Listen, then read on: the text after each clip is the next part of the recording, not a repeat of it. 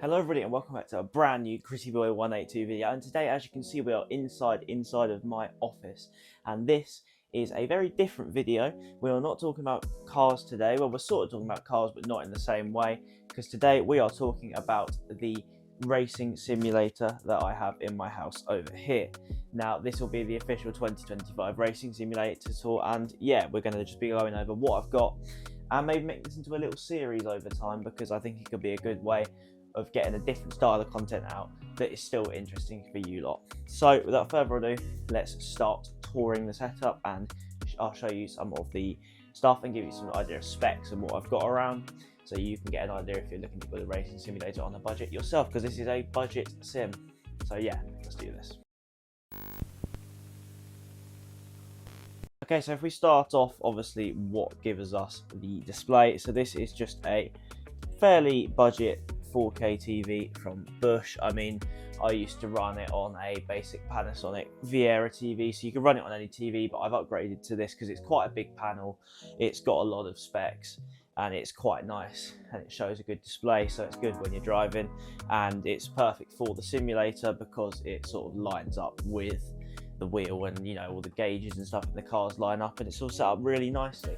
It's also on this GT Omega sort of stand that obviously is on wheels, so it being on wheels means that I can just move my entire rig around whenever I need to get to stuff, because obviously the actual entire simulator is also on these caster wheels, which is really good. It just, yeah, it gives it mobility. The brakes are currently on, but you can just sort of slide the thing around wherever you need to go. So if I need to move it across my room to access something else, like if I wanted to get the little flight rig that I have around here out, then I could, and I could just sort of move everything around, and it's very easy, because this isn't the lightest of simulator cockpits, because obviously it's all metal, and yeah, it's not foldable, so obviously you can pull it apart for storage down here and then just wheel the whole thing away. So that is just really good. But yeah, everything's on wheels, and that is very top. The next thing to talk about is probably the cockpit itself. This is the GT Omega Art, which is the sort of cheapest cockpit that GT Omega do, apart from the wheel stand. So when you want to go for a full rig, it costs the cheapest one they do. It's the most budget, but as you can see, it's got the most budget materials.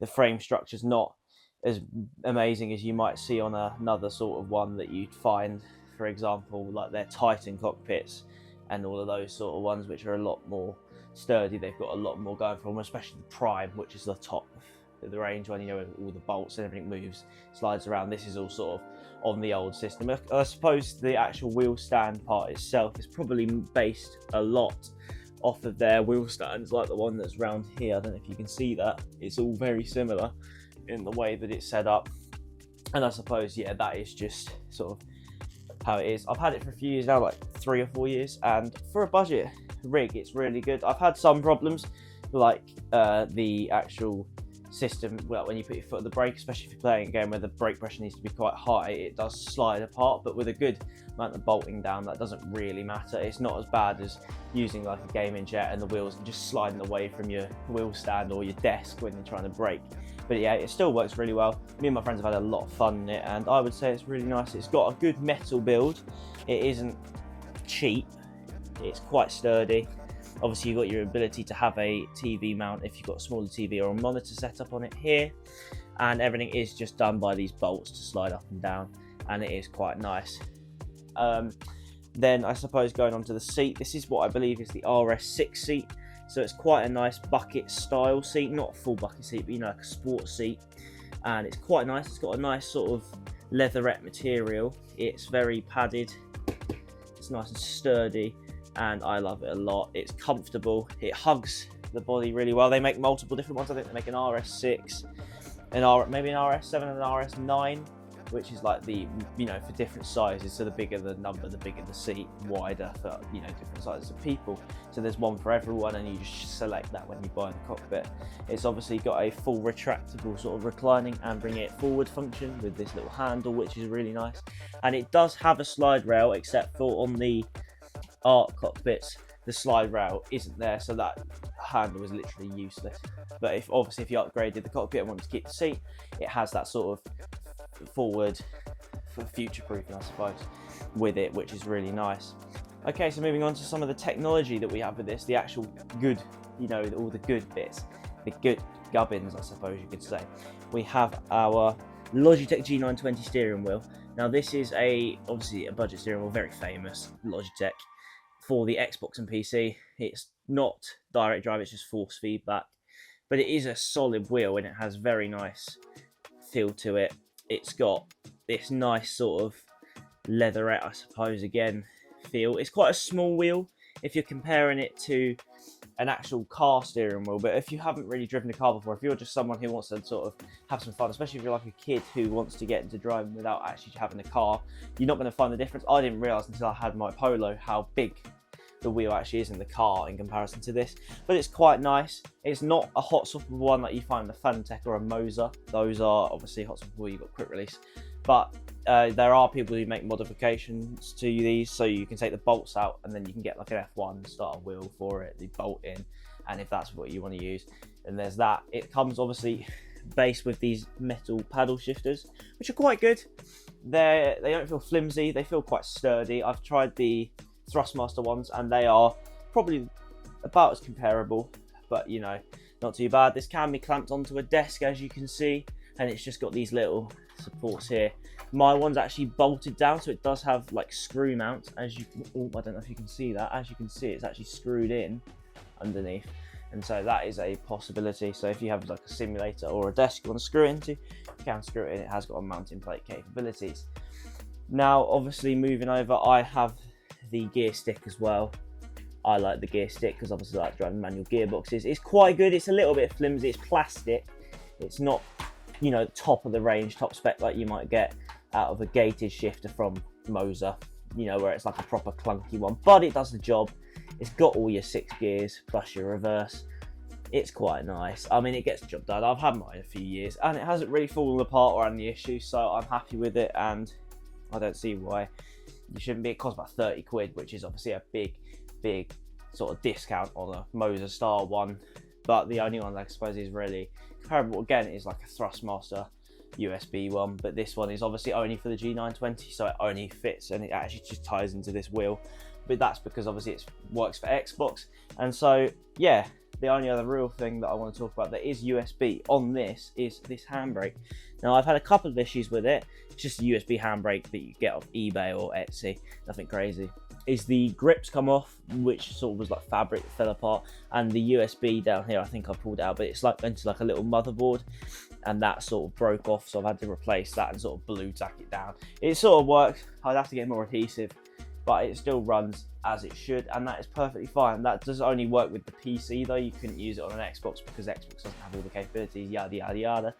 But yeah, that's really nice. And obviously all of this here is GT Omega's extra mounts, this one and the one for the gear stick. And obviously we just got the 3 pedals down there, stock with the G920. You've probably seen them a million times before, metal on a plastic build. They all have their own individual pressure. They're all spring loaded, so accelerator feels lighter than the brake, for example, which is nice because it does give that more realistic feel, but it's not as realistic as a top mid-range to top simulator setup, but that's obvious. And I suppose that is sort of everything that I would talk about for the actual simulator, because that is basically everything that I have on it.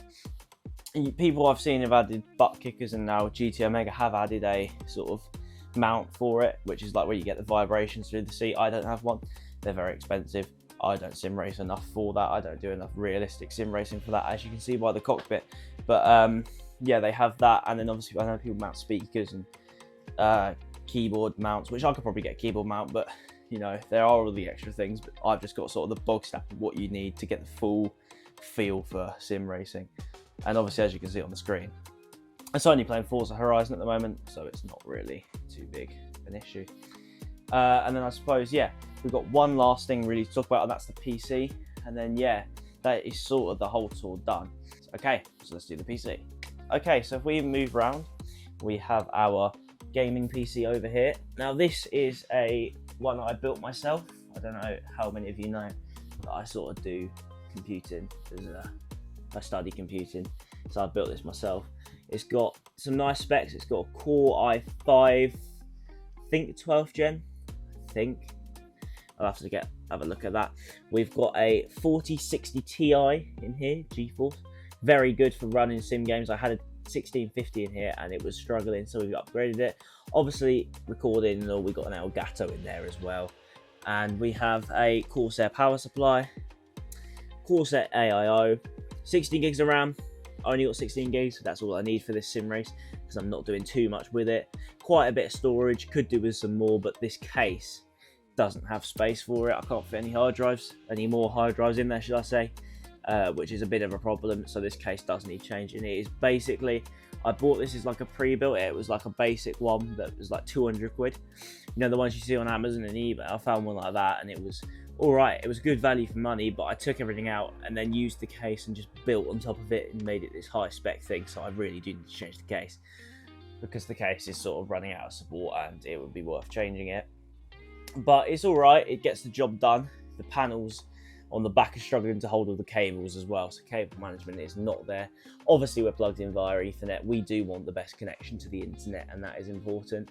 We aren't really running anything else, but what I would say is I've obviously sim raced a lot. I know I like it, and I like playing my games on it, so I have this sim PC. But what you could also use, which is obviously a lot cheaper if you just want the basic experience, is obviously just an Xbox like this one here, or even a PlayStation like down there, which is obviously all you need really to sim race. They cost about 200 quid and they are doing the job. Xboxes and consoles have got so powerful now that unless you're doing something that requires it, like wanting to do using handbrakes and extra USB features, you're not really going to notice the difference. I mean, obviously the PC is going to have higher FPS, but for most games, if you're not doing it a lot and you're just chilling out, you're not going to notice that difference. It's not really going to be too much of a major jump, and I didn't really find the difference when I didn't have my PC. I just sort of, when I swapped back to using my console, there's not a huge difference unless you're really looking for details, like if you're a reviewer